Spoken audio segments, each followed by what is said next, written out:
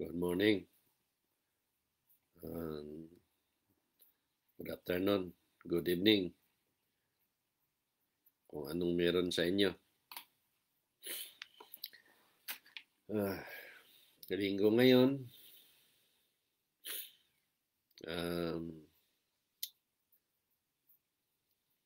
Karamihan sa atin nasa bahay. Pero, ayun nga, yung iba naman, meron ng mga trabaho. Pero depende kung anong meron kayo. So, sana napanood ninyo yung live na to.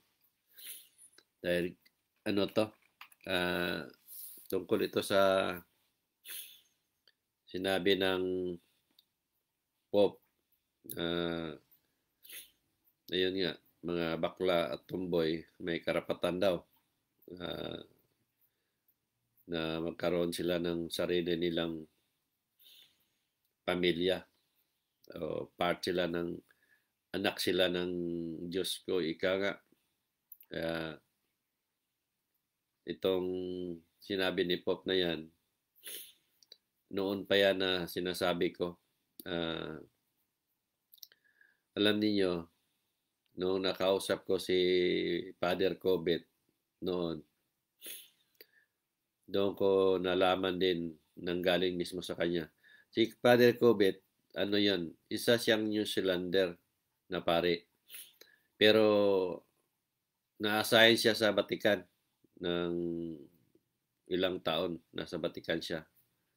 So, alam niya kung ano ang meron sa Vatican. Kaya nga siya nga nagsabi sa akin na sabi niya na tama ang ano mo, nurse, brother nurse, na isinisiwalat na ayun nga, ang mga pare ay karamihan mga bakla. Lumalabas nga rin sa bibig ng Santo Papa na 80% sa mga pare ay bakla. Yun din yung sinabi ko na ang mga madre ay ginawang parausan ng mga pare. So lumalabas din sa bibig ng Santo Papa na ang madre ay ginawang six slave ng mga pare. So tama yung ano ko, paniniwala ko at iyon din ang mensahe ng Diyos at iyon din ang sinasabi ni Father Cobet. Ngayon, si Father Cobet, siya yung nagsabi sa akin talaga na inutulit niya kung yung sinasabi sa inyo na tunay daw akong ginamit, sabi niya sa akin. Dahil nga pagpasok ko na sa pintuan ng kwarto niya, napaligiran ako ng ilaw, ang sabi niya, na kailangan ka ng mga tao, maswerte ka, na ikaw napili ng Diyos. Tapos may tinanong niya sa akin, nung una, hindi pa ako nag-share sa kanya sa pinag-umpisa pa lang ako, hindi ko pa nasabi sa kanya na makakita ako ng kasalanan ng tao, makita ako ng parating, at makita ako kung ano meron ng tao. So ang tanong niya sa akin noon una, kasi nung sinabi ko na naginip ako, nakausap ko ang Diyos, ganun. So sa balitan namin na kasi personal ito harap-harapan na nag-share ako sa isang pare. Tinanong niya sa akin, sabi niya, kung ganun ang kwento mo, nakakita ka ba kung anong meron sa isang tao? Sabi ko, Pare Gobet, nasa mensahe ng Diyos siya na makakita ako ng kung anong meron ng tao, makita ako ng kasalanan ng tao. At may patunayan, sabi ko, kasi marami akong ginamot na boses lang na makikitaan ko sila at totoo ang sabi ng mga tao. Kaya sabi niya, tunay kang ginamit, brother nurse. Bukod doon sa nakita kong napaligan ka ng ilaw, sa sinasabi mo na makakita ka ng anong meron ng tao, yun yung nagpapatunay na ginamit ka ng Diyos. Kasi walang ibang makagawa niyan eh. Yung boses mo na magpagaling, isa yun sa patunayan, lalo na yung makakita ka ng parating. So, tunay kang ginamit. Maswerte ka. Walang ibang tao na pinagkalooban ng Diyos na power of mind siya din nagsabi sa akin na sabi niya, ano ka, nag-astral travel. Nakausap mo talaga ang Diyos. Kaya maswerte ka, na nilalang. Dahil wala pang taong pinagkalooban ng Diyos na power of mind, sabi niya. Ang number one magsilos niyan, kami, mga pare, mga pastor. Kasi, yun nga, naipamulat namin sa tao na ginamit kami ni Diyos pero hindi totoo. Ikaw ang tunay na ginamit. Ngayon, kasamahan namin mga pare, nagpa-practice na healing power. Pero hindi namin magawa yon kasi Diyos lang ang pwede magbigay niya na yung power of mind. Diyos lang talaga. So, nasa iyo ang lahat. Kaya sa tunay mong katauhan din, doon nakikita ng Diyos ang tunay mong paniniwala. Kaya, ayun, sabi niya na yung tinuturo mo tungkol sa Bible, totoo din yan lahat. Katunayan nga, yung Bible namin na sa Vatican, nakapadlock yan. Sabi niya, mula pa noon, nakapadlock yan. Binubuksan lang yan ng Santo Papa within pagdating ng 50 years. So pag 50 years na, ang Santo Papa lang ang pwede magbukas niyan. Ngayon, buksan niya, tapos kung ano yung dapat baguhin sa mga nangyayari sa loob ng 50 years, yun yung mga ilalagay sa Bible, kung ano man yung gusto baguhin ng Santo Papa. Kaya ang Bible nga, tama ang tinuturo mo na binago-bago na ng nakakataas. Ngayon, yung mga tinuturo mo, mga sinasabi mo sa akin na paniniwala mo na ang Bible nga ay hindi na lahat ay galing sa Diyos, tama yan lahat. Kasi ang Bible nga ay ginawa lang yan ng tao after Christ na. So,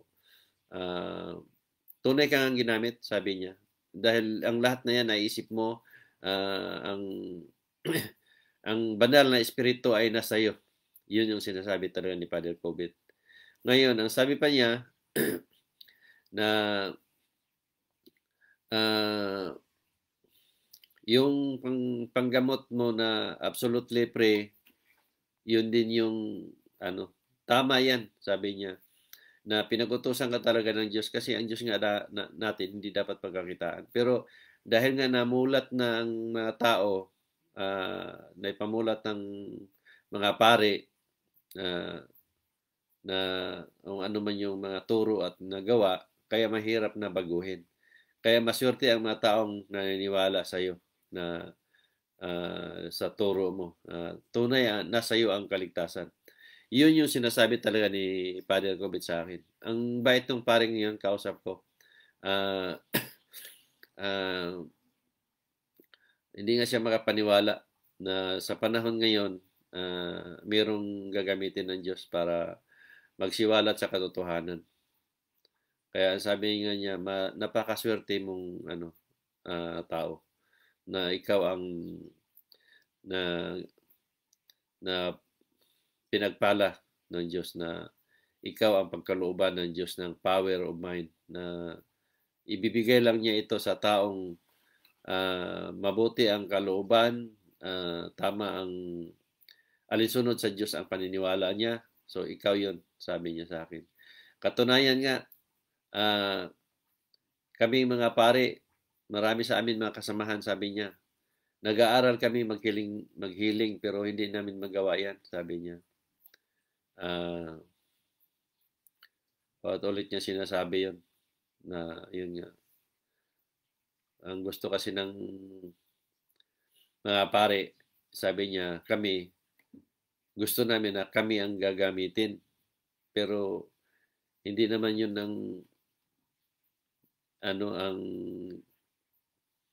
ang hinahanap ng Diyos, yung kalooban na katulad mo. Kaya, ayun, ilang beses ako nakapunta sa kay Father Cobit noon. 2 beses yata ako napunta. So, ayun, sinabi ko, pero ito nga ang ginawa ng Santo Papa, na sinasabi ko na ito yung sadya ko sa pag-live, na ito ang nagpapatunay na totoo ang sinasabi ng pare ni Father Cobit, totoo ang sabi niya, na sa loob ng 50 years, binubuksan ang ano na yun, box na nilagyan ng Bible para baguhin. So, sa generasyon natin, mula noon pinanganak ako, noong nagkaroon ako ng isip, naririnig ko palagi yan sa pare. Nagsisimba kami noon, na hindi naglikha ang Diyos ng bakla o tomboy. Hindi naglikha ang Diyos ng lalaki sa lalaki at sa babae. So, kinamuhian ng mga pari ito. Ito din yung lumalabas sa mensahe ng Diyos na sabi niya, lalaki sa lalaki at sa babae, isa ito sa hindi ko nagustuhan. So ngayon, sa henerasyon natin, ito yung namulata natin, Ngayon, dahil nga dumami na ngayon ang mga bakla at tomboy, siyempre, naisip ng Santo Papa, naisip ng mga pare, siyempre, bago nila yan baguhin, mag-meeting yan sila, na maraming pira ang mawala sa kanila. Kasi, pag hindi nila ipakita na welcome sila sa bakla at tomboy, maraming mawala sa kanilang pera. Bakit? Siyempre, hindi na magsimba yun eh. Galit yun sa kanila kasi kinamuhian sila ng mga pare o mga pastor. So ngayon, hindi ito sila magsimba. Maraming mga bakla at tomboy na mayayaman eh. So ngayon, naisip nila yan na malaki ang perang mawala sa kanila. So ngayon, para ang pera na yun hindi masayang, kaya ito yung binabago nila ngayon na sabi ng Santo Papa na anak sila ng Diyos o may karapatan sila sa sarili nila. Kumbaga, ipinaglaban na nila.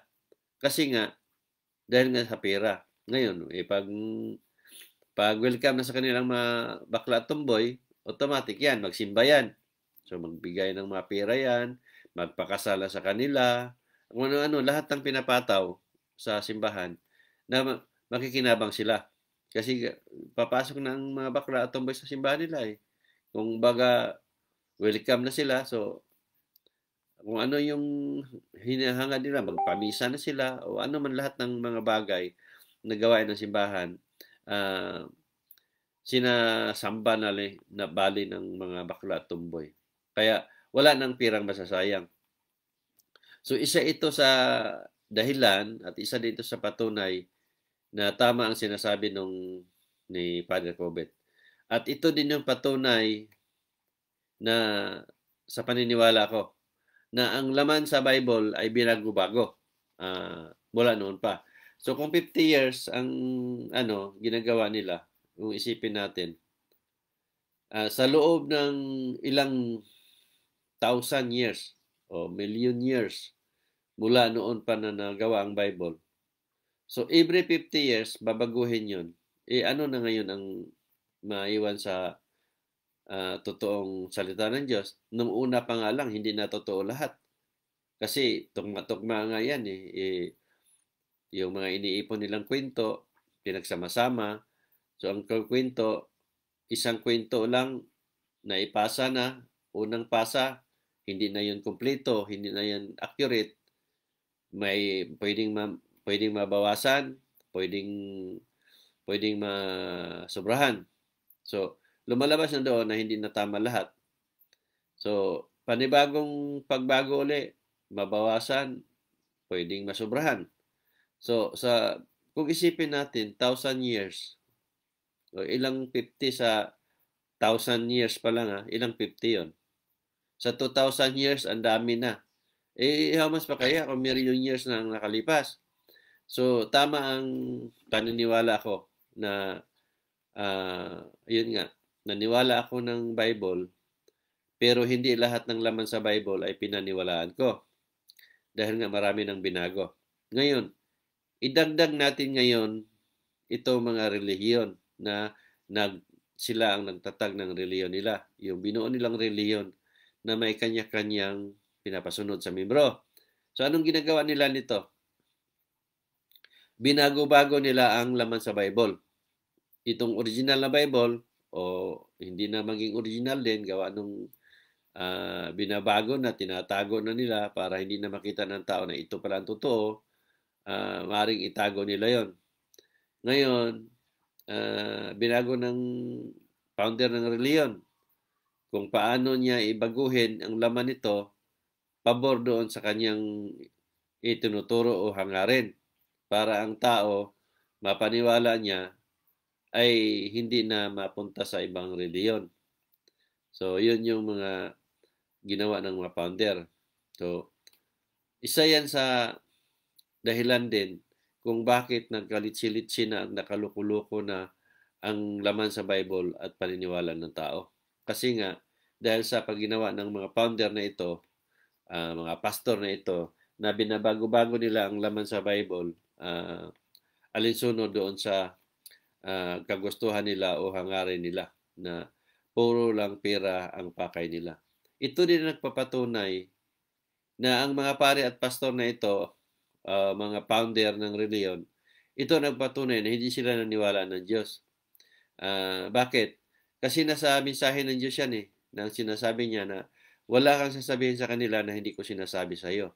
Pag once na itinuturo mo na hindi naman sinabi ng Diyos, lalo na sinasabi nila na ginamit sila ng Diyos, pinag-utusan sila ng Diyos, isa na ito sa hindi sila tunay na niwala ng Diyos. Ginawa lang nila yon para ang tao maniwala sa kanila at dito sila kumikita ng lipak-lipak na pera at mabuhay. So, ang ibig sabihin, ginagamit nila salita at pangalan ng Diyos para lang kumita ng pera at mabuhay. So, hindi sila nagtuturo ng kaligtasan. So, sa ginagawa din nila ngayon, tulad nitong mga nagagawa ko na nasa turo nila, yung turo nga nila na Diyos lang nakakaalam, Diyos lang nakakita, Diyos lang ay pwedeng gumawa ng himala. So ito din yung nagpapatunay ng ginawa nila na hindi sila niwala ng Diyos. Kasi nga, sa nangyayari ngayon nga itong nakakita ako ng parating na naisulat ko na nagkatotoo, yung nakakita ako ng kasalanan na ng isang tao na hindi ko sila kilala na totoo, yung boses ko na makapagaling, na tawag nating mga himala. Ito, lahat na ito, mga himala ito. Yung isinulat ko na nagtotoo, himala yan. Yung boses makapagaling, himala yan. Itong nanggamot ako at nangaral na wala akong binabasa, himala yan. Yung mga mensahe ng Diyos na ang dating lugar na hindi maapaw, ngayon naapaw na. Ang dating ilog na hindi umakyat sa lupa, akyat na. Ang dating dawig dagat na hindi umakyat sa lupa, akyat na rin. Mga Himalayan, kasi nagkatotoo lahat yan Yung kung sino yung malapit sa iyo, sila yung hindi maniwala, sino yung malapit sa puso mo, nakakilala sa iyo, sila mawala, nakatotoo lahat to. So, kung saan ka pinanganak, sila yung hindi maniwala. So, totoo din ito, nakatotoo ito lahat. Yung walang pari at pastor makalapit sa iyo, ito nakatotoo din. Kaya 10 taon ko nang ginawa to, walang isang pari at pastor na nakalapit na sumita sa akin. Pangalan ko na to. Hindi ako nagtatago, hindi ako nagpalipat-lipat ng address. Lahat to nangyari. So dito, mga himala lahat to na nangyari. Buko doon sa himala na mga nangyari sa buhay ko. Marami yun. At mga himala na nagagawa ng Diyos sa mga taong naniwala sa akin. Yan, lahat yan marami. So ngayon, anong ginawa ngayon ng mga pare at pastor?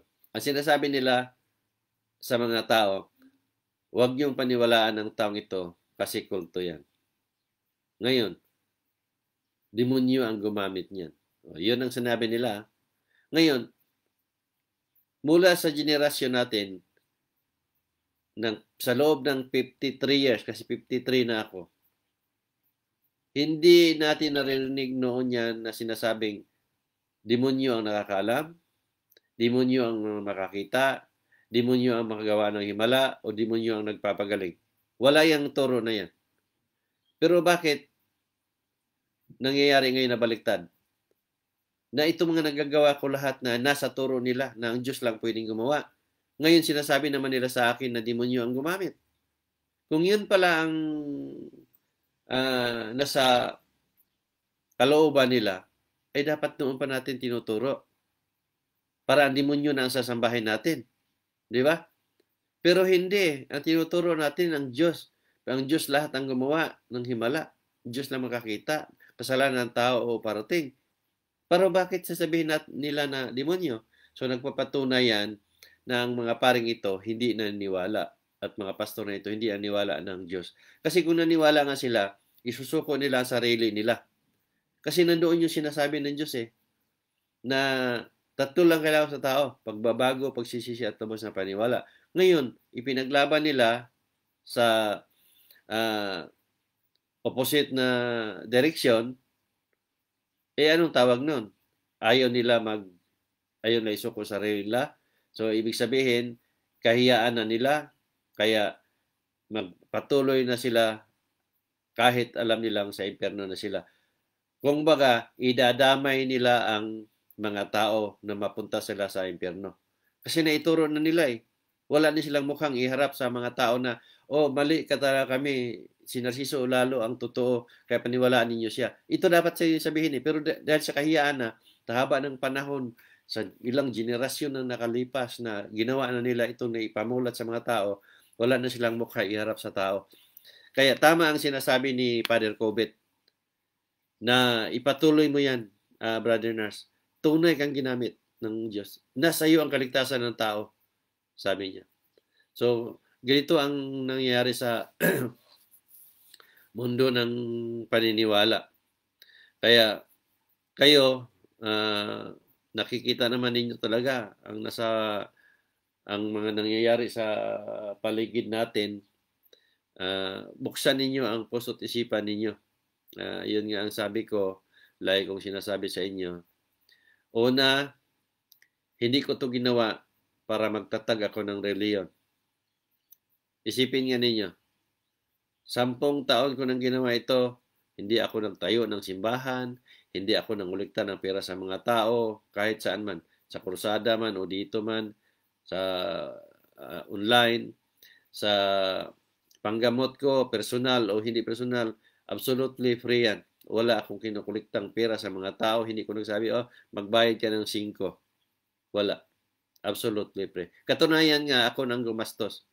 Yung mga mahina ang signal, telepono ko ginagamot, ako ang gumastos ng load. Long distance yan. Mahal ang bayad ng long distance. Kaya nga, marami sa nung hindi pa ako nag-Facebook, gumagastos ako ng libo-libo. May isang tao nang ginamot ko, gumastos ako ng 20,000, 50,000, sa piso yon. Kausapin ko sila, gamutin ko sila, ipaluap ko sila. Madami yon. Hindi lang yan 100. So, saan ako kukuha ng mga perang ito? Sa sarili kong pagod at pera ng asawa ko. Nagtulungan kami hanggang ngayon. Yung anak ko nagbibigay sa akin ng pangbiling load. Sabi niya, Papa, binili hanggat na ng load para baka may tawagan ka. So, gano'n ang anak ko. Gano'n din yung asawa ko. Pag nagsweldo siya, gano'n din ang ginagawa niya. Nagbibigay din siya. So, maliban doon, magbibili din siya sa akin. So, nagtutulungan-tulungan kaming tatlo para lang din magampanan ko ang ipinag-utos ng Diyos na manggamot at mangaral. So, ang panggamot ko sa gamit ang Messenger, video call sa Facebook, dito sa Messenger. Ang mahina ang signal, malayo sa walang internet o malayo sa internet o sa mga basta di pwedeng sa Messenger, yun ang tawag ko sa kanila. Nahingi ko lang yung mga number, lalo na sa Middle East, mayroon dyan na walang mga wifi, may wifi pero mahina, ibang klaseng ginagamit. So, gumagamit ako ng cellphone ko at load ko. Hinihingi ko lang yung mga number. So, yun yung katunayan na hindi ako nangulikta ng pera sa tao, ako pa ang gumagastos. Ngayon sa kursada ko, makikita rin ninyo ang laki ng ng preparasyon, ang daming pera na involved, pati ang binyo, binabayaran ko yan. Yung gumagamit ako ng cover court, binabayaran ko yan. Yung kuryente, binabayaran ko yan sa mga kahit tanong ninyo sa mga kinukursudahan ko. Yung mga upuan, hinahire ko yan. Yung tent, na ano, hina-hire ko yan, binabayaran ko yan, kung magkano ang parent nila. Lahat yan. Yung mga sasakyan ng tao na ano, binabayaran ko yan. Sariling pera ko yan. Yung ano, may iba nga na naniwala na wala talagang pera, galing pa sa malayong lugar. Hindi man ito sa pagyabang. Ako ang kumukuha ng ticket nila. Minsan, sabi, magbaylan na lang daw. Kung hindi, sabi ko, magbaylan ka kailan ka darating. Itong ano, bibilihan kita ng ticket, back and forth yan. Makarating ka lang. Yeah, free lahat yan. Pagdating sa kung saan ako nagkrusada, libre kung ano tulugan, libre ang pagkain. Ganun ako. Yun ang ginawa ko mula noon pa. Hindi ko to kinikinto para ipagyabang.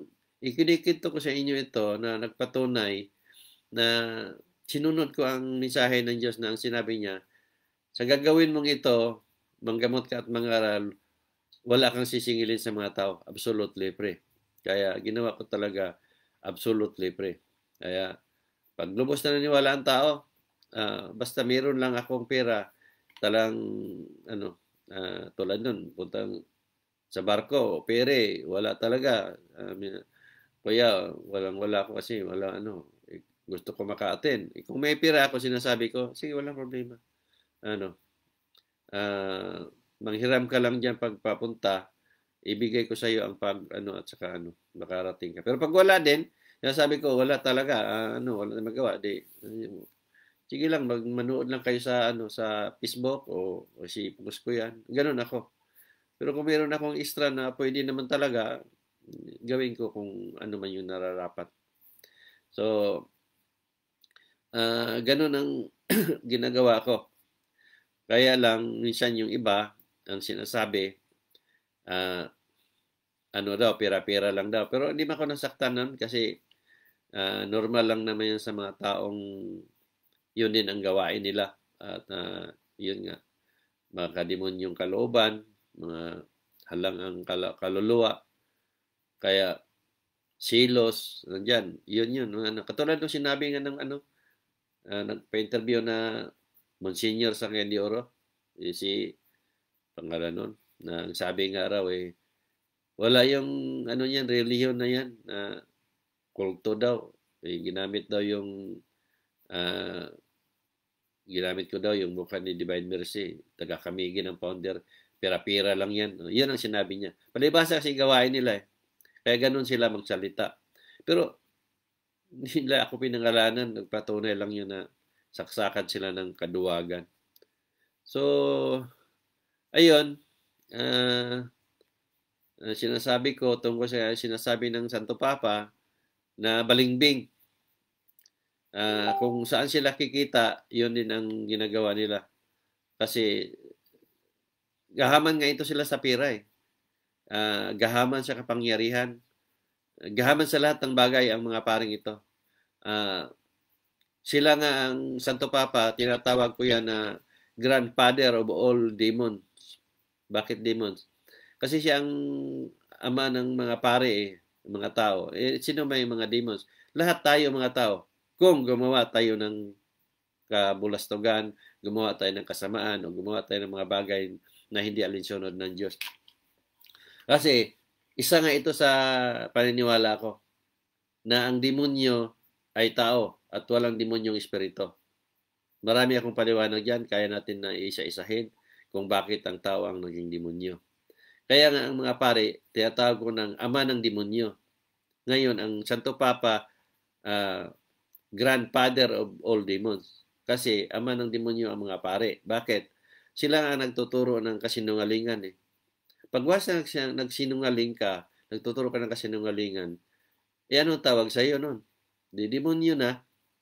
Ngayon, yun ang gawain nila Tuturo sila. Money is root of evil. O ngayon, bakit na ito tinuturo? Para ang tao, matakot na, root of evil to, makagawa ako ng masama. Kaya, nandoon sa turo din ng mga pare na ang magkawang gawa ay pagkalooban ng Diyos, pagbayayaan ng Diyos.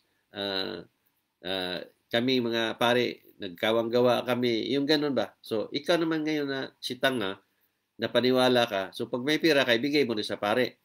Kasi para daw magamit nila na nagkawang-gawa. Anong kawang-gawa ng ginawa ng pare? Di ba? Nakita ba ninyo pag may mga trahedya, nandoon ng mga pare, nagdala ng mga ano kung ano, nagbigay ng pera sa mga tao? Wala, di ba? Halimbawa na natin yung isang trahedya nga lang eh. Wala. Sino ang nandoon? Yung mga mga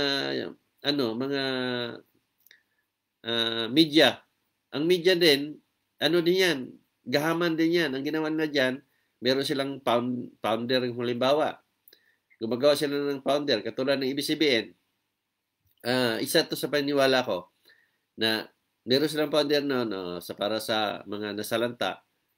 So may donasyon. So mag-donate ang mga tao. Hindi naman yung lahat ibibigay eh. Assurte na lang kung may 1/4 ibibigay noon. So ginawa din nilang hanap buhay yan. Sa halip na 10 lata ang i-donate doon sa isang tao, ang bibili na 5 lata lang ibibigay. Kasi sila yung nakikita ninyo doon sa kung saan yung mga trahedya na namigay sila ng mga ganito. 1,000,000 yan eh. Ang malaki din ang makukuano nila diyan. Malaki din ang makupit. So ibig sabihin, hindi yan na ibigay lahat yan doon sa mga nasalanta. Meron sila palagi na para sa kanila. Iyon ang negosyo din yan eh. Kumbaga naging negosyo din. Kapag may mga trahedya, tungtuwa din yan sila kasi kikita sila. So ngayon, nagagamit nila ang mga trahedya, nagagamit nila ang mga tao para kumita sila. Pero hindi sinasabi nila na ang istasyon namin tumutulong ito. Pero hindi sila tumutulong. Kasi nga, ang pagtulong nga, yung galing sa sarili mong pagod, sa sarili mong sikap, sarili mong pawis, at ibinigay mo doon sa kapwa mo na itinulong mo. Yun ang tulong. Nasa mensahe ng Diyos yan eh. Ngayon, kung nanggagaling sa ibang tao, hindi sila ang tumulong. Ikaw pa rin ang tumulong na, ikaw nag-donate, ikaw pa rin yung tumulong. Kaya hindi nila pwedeng gamitin na, ang channel nito, maraming natulungan yan. Mali yun. Hindi yun tulong. Negosyo yun eh. Kumita pa nga sila eh. Hindi naman nila pera yun. Hindi naman nila pawis yun. So, hindi yan tulong. Yung mga charity, ganun din.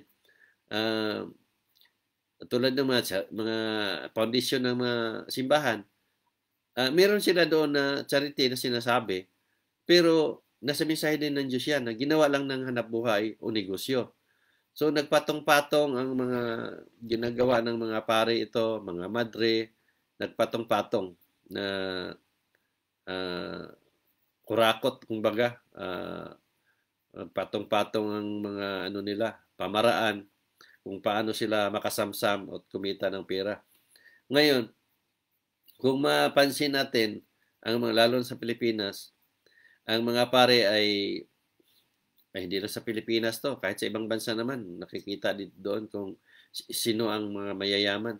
Ang mayayaman, ang mga pare, mga pastor, yun yung sila ang mga number 1 mga mayayaman. Isipin niyo wala silang negosyo, wala silang trabaho makikita. Kasi hindi nga ninyo nakikita yan eh. Bakit ninyo hindi nakikita? Ang alam kasi ninyo na ang mga pare ito at mga pastor ito nagkawang gawa. Sa nakikita ninyo. Pero ang katotohanan noon, nakikita natin, meron silang mga eskwelahan, hindi nyo naisip na pera ng mga membro ang ginamit dito para makapagtayo ng eskwelahan. Tapos ang anak ninyo nag-aaral, ang kamahal-mahal. Isa yan sa mga nila. Ngayon, mayroon silang mga negosyo. Ang negosyo nila, pinag-aari nila. Ngayon, itong ginawa nila, itong negosyo na to, ginamit din nila ito para rin sa sarili nila. Hindi sila pwede mag-employ ng hindi nila katulad ng reliyon. Bakit? Kasi nga, ang mga membro nila ito, magsisimba sa kanila. Ngayon, pagsimba noon, meron silang naniwala sa turo, so magbigay ng pera kung ano man yung pinapataw doon sa pagdating sa simbahan. So, doble ang doble ang mga kita nila na hindi mapunta sa iba.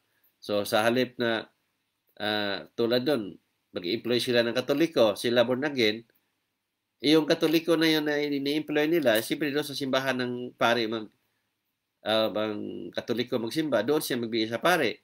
Ngayon, kung i-employ nila, parehas nila ng reliyon, automatic sa simbahan nila magsimba. So, doon sila kikita pa rin sila. So, kaya hanggat maaari, ang i-employ nila, yung mga katulad din nilang relihiyon. Kasi maraming ano yan eh. Yun yung mga pinag-aralan nila kung saan sila nakikinabang. Ito yung nakakalungkot. Isipin kaya nga nakalagay doon sa mga baydita, anong relihiyon mo, basta mga ganyan. Anong nationality mo, nandoon yun. Bakit nga dito, pag nag-apply ka dito, hindi naman sinasabi kung anong relihiyon mo. Basta may kakayahan ng isang tao, alinsunod doon sa natapos niya o ano man yung kakayahan niya, tatanggapin ka. Walang backer, wala dito sa walang mga backer dito. Kung ano yung kaya mo, isabihin mo doon kung ano yung kaya mo. So ngayon, matatanggap ka ayon doon sa kakayahan mo. Hindi doon ayon sa backer mo o ayon doon sa reliyon mo.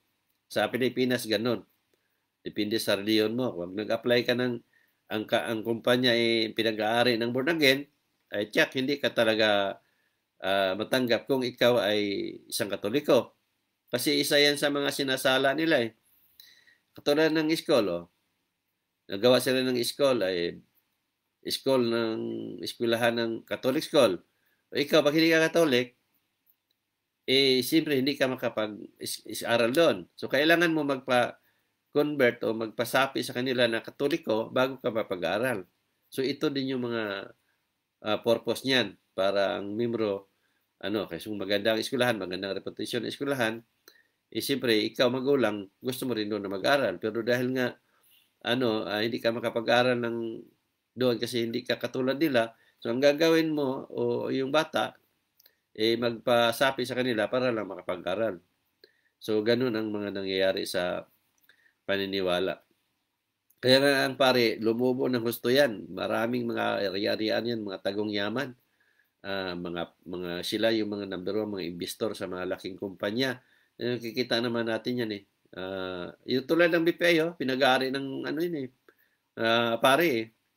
Yung sa San Miguel Beer, lalaki ang mga investment ng makita niyo sa balita, nandyan lahat yan. Ang tao nga lang, hindi talaga hindi sinasapuso ang alam nila na basta ang alam nila ang pare huwaran o ginamit ng Diyos o malinis, taliwas ba sa katotohanan. So, ang tao talaga masabi natin na hindi nag-isip ng tama. Yung kung ano yung nakita ng tao, yun na yun. Hindi nila iniisip ba kung ano yung nasa likod ng nakita nila. Kung halimbawa, bakod. Alam niya, bakod lang yan. Pero hindi niya naisip kung ano pa ang meron sa bakod, sa likod ng bakod na yun. Ganon ang tao mag-isip. Tulad ako, sabi niya, oy, pare yan. Hindi ko iniisip na ang pare malinis. Kasi sila ngayon nagtuturo ng kasinungalingan. Ano man ang damit ng pare para sa akin, hindi wala doon yung hindi nang tapos doon. Kung ano ang gawain ng pare, anong nakikita mo, sila na yon. Yung turo nila, makikita mo na hindi totoo.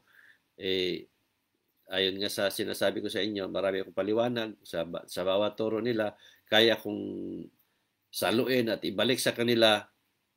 Kaya nga sabi nga ng Diyos, hindi nila masasalagyan. Sila ang masasaktan. Kaya nga yun ang ginagawa ko. Ang lahat ng turo nila ipaliwanag ko at alam nila na sila mismo na sa sarili nila na alam nila na tama ako. Kaya nga hindi nila kayang tapatan ang paliwanag ko. Ito lang nga nung paring nagpa-interview, hindi na ako kayang pangalanan. Kasi pag pangalanan nga niya ako, ang tao maalerto kung sino to si Narso Lalo. O ngayon, makikita ng mga tao na mayroon akong kayang gawin at lahat ng mga himala o milagro ng Diyos o sinabi ng Diyos na katotoo, naging himala na. So ang tao ngayon, lalayo na sa kanila. Na doon yung sinabi ng Diyos na dapat layuan ng tao ang simbahan. kasi wala namang ginawa na sa buhay ng tao. Mabasa ng tao, mapanood ng mga live ko, at tiyak ma-realize nila na malaki pagkakamali nila. Kaya nga hindi nila ako pinapangalanan. Kaya walang pare na sumisita sa akin para hindi sila ma-interview o hindi sila makuna ng video. Kaya pag mag one-on-one kami ng mga pare at pastor ninyo, talagang hindi ako papayag na wala akong sariling video. Dahil ako mismo ang magsiwalat na ito yung mga pare ninyo, pinamukha ko silang tanga sa harapan ng kamera na hindi nila kayang tapatan ang mga paliwanag ko na sinasabi nilang sila ang totoo at tama at ginamit sila ng Diyos. Kasi sila nga walang kayang gawin at hindi nila kayang patunayan ang sinasabi na nila nga sila nga daw ang nagsiwalat ng katotohanan o sila ang tunay na kaligtasan. So, manatili silang tahimik. Ang gagawin lang nila, gumawa sila ng paraan kung paano nila ako mapatay. Isa lang talaga ang nila magawa. Kung hindi, papatayin ako. Alam ko naman ito. Hindi pa ako nag-umpisa. Sinabi na ng Diyos yan. Na sabi niya, sa gagawin mong ito, maraming taong mahangad sa buhay mo, papatayin ka nila. Kaya inaasahan ko yan. Pero tingnan ko rin, kasi ang sabi naman ng Diyos, huwag kang matakot magsiwalat sa mga mensahe ko o magparating sa mga tao. Dahil kasama mo ako sa lahat ng panahon. Power ng Diyos ang kalaban nila. So, yun. Kaya nga, ito, tiwala naman ako na ang Diyos ay powerful. Tiwala ako na kausap ko ang Diyos. Kaya ito, namumuhay akong malaya, naglalakad ako mag-isa, nagkrusada akong walang gwardya, namigay ako ng flyers na walang gwardya. So, back to, ako, kung tulad nung dati, na nung hindi pa niya ako ginamit, na namumuhay ako ng simple, namumuhay ako ng normal, na parang walang nangyari. Ganun ang buhay ko ngayon. Hindi ako katulad ng Santo Papa ninyo, mga pare at pastor ninyo. Yung mga pastor ninyo, may mga goons, mga founder ninyo sa reliyon, may mga goons, may mga sariling baril, tambakan ng baril. Yung Iglesia ni Cristo, may mga goons yan. O yung kay Apolinario, may mahahaba pa ang mga baril nila. So, yun. Yung mga ibang founder, may mga security yan, may mga gwardiya. Yung Santo Papa ninyo, naka-bulletproof. Pag pumunta sa ibang lugar, naka-bulletproof. Pag mga pasada sa Vatican, naka-bulletproof. Dito natin makikita na hindi totoo na sila ginamit.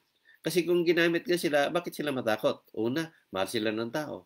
Pangalawa, nandyan ang Diyos sa kanila. Pero bakit hindi nila nagawa? Bakit takot sila? Kasi hindi nga sila totoo.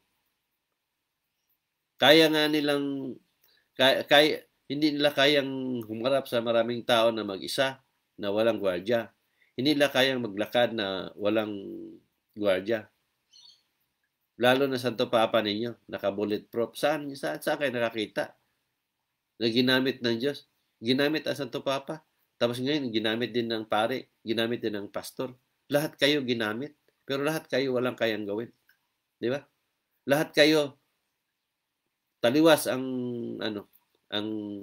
gawain ninyo doon sa lumalabas sa bibig ninyo na pinag-utusan kayo, pero sa mga gawain ninyo, malayo sa katotohanan. Dahil wala ako makikita na tunay kayong ginamit. So, hanggang dito lang muna. Medyo mahaba na ito, 43 minutes. Minsan ang tao pag mahaba, naiinip. Pero sa mga tunay na niwala, challenging sa kanila palagi. Ang iba, parang, ang haba niyan, nakakainip. So, yun din yung katulad sa simbahan. Pag ang pare nagmisa na gwapo, kahit 5 oras tayo dyan nakatayo. Pero pag pangit ang pare, wala na. Manguros na lang yan. Sign of the cross, sabay talikod na. Pero pag maganda ang pare, wala. Ulitin pa ang misa. So, ganun ang tao. Pag walang challenge sa kanila, dahil lalo na marinig nila sa akin na ang pare lagi kong sinasabi o ano man yung gawain ng pastor nila o pare, parang nainis na sila. Kaya tumatalikod. O baga, hindi natin tutuloy ang panood sa video Pero kung ipatuloy lang nila ang panood, makikita nila ang kaibahan ng turo o ano man yung katotohanan na sa paligid natin. So, may iba talaga ang ano ng tao isip.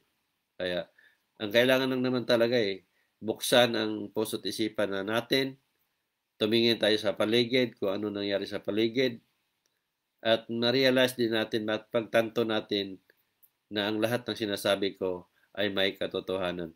So hanggang dito lang muna sa pagkikita natin muli at magandang umaga at God bless sa lahat.